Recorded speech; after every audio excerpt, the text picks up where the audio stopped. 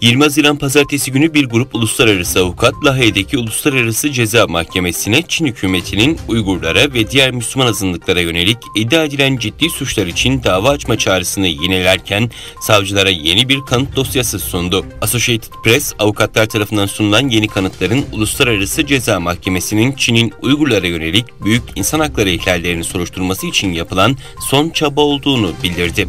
Yeni kanıtlar 2018'de bir toplama kampından kaçan bir görgü tanığının ifadesini içeriyor. Tanık kendisinin ve diğerlerinin işkence gördüğünü ve bilinmeyen maddelerin enjeksiyonda dahil olmak üzere tıbbi prosedürlere zorlandıklarını söyledi.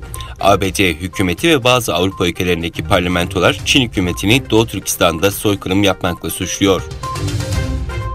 Kanada Parlamentosu Milletvekili Samer Zuberi, Kanada yönetimini Çin hükümeti tarafından zulme uğrayan Uygur Türkleri hakkında harekete geçmeyi teşvik eden bir önerge sunacak. Kanada merkezli Globe and Mail'de yer alan habere göre Kanada Milletvekili Zuberi 20 Haziran 2022 tarihinde Avam kamerasında federal hükümeti vatanından ayrılan ve 3. ülkelerde yaşayan on binlerce Uygur ve diğer Türk gruplarının üyeleri için mülteci alımı sayısında yer açmaya çağıran bir önerge sunuyor. Söz konusu önerge sonbaharda tartışılacak ve oylanacak.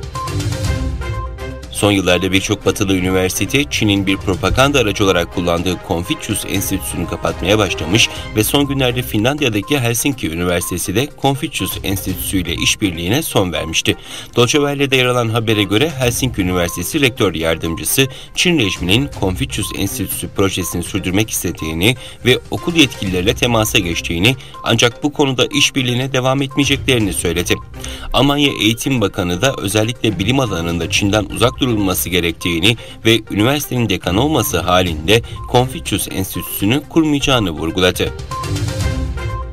Katar, ABD'li enerji firması ConocoPhillips ile ülkenin kuzeydoğusunda bulunan doğalgaz sahasının genişletilmesi yönünde anlaşma imzalandığını açıkladı.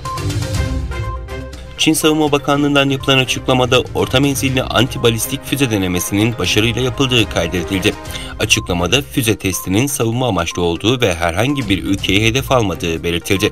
Çin'in bu testinin 6. antibalistik füze denemesi olduğu, füze sistemlerinin dünya atmosferinin dışındaki hedefleri vurabildiği ifade ediliyor. Hong Kong'un simgelerinden yüzen dev restoran 18 Haziran'da Güney Çin Denizi'nde başka bir bölgeye taşındığı sırada olumsuz hava koşulları nedeniyle battı. Kanton mutfağından yemekler sunan yaklaşık 80 metre uzunluğundaki yüzen restoran 40 yılı aşkın süredir Hong Kong'da hizmet veriyordu. İngiltere Kraliçesi 2. Elizabeth ve Tom Cruise gibi ünlü isimler müşterileri arasında yer alıyordu.